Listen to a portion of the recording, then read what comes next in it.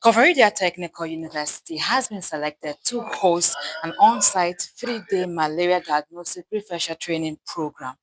Medical laboratory professionals taking part in this session were drawn from the university's clinic, KTU Clinic and Zongo Health Center. The facilitators were drawn from the National Malaria Elimination Programme. It's been 3 days here, intensive training. What has it been like from you? What facility are you from? I'm MLS Emmanuel Apejago, and I'm from Zongo Health Center. Yes. I'm MLS Elijah Sari, KTU Clinic. MLS Press Lab Nampo, KTU Clinic. What has been your experience with the training?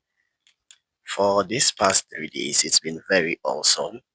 The trainers have exposed us to a lot of the parasite that we have learned in the book, but we've not been able to have hand on the field. And we've come to that place to know that malaria species ought to be identified and reported rightly. It's been an awesome session. Thank you. Okay, mostly we do malaria speciation and also we do quantification. And this training, its intensiveness has also opened us to knowing the most important thing in getting the speciation very right.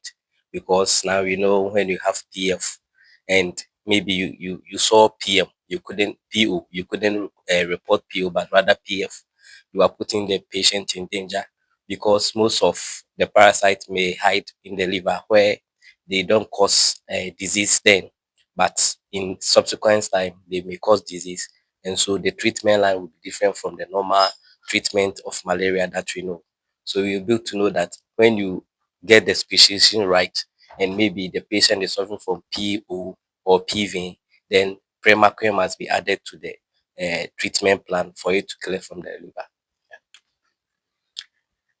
It's been intensive, and then even I've been able to know that there are some drugs that before you give to the patient, you're supposed to perform certain tests like GCSPD and then Primaquine, as my colleague said. Before you give out Primaquine, you're supposed to perform GCSPD because GCSPD is an enzyme that protects the red blood cells from hemolyzing.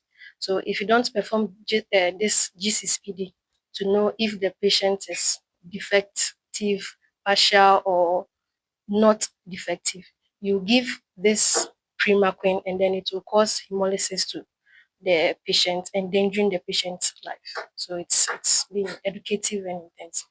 Also, thank you for speaking to KTU Radio.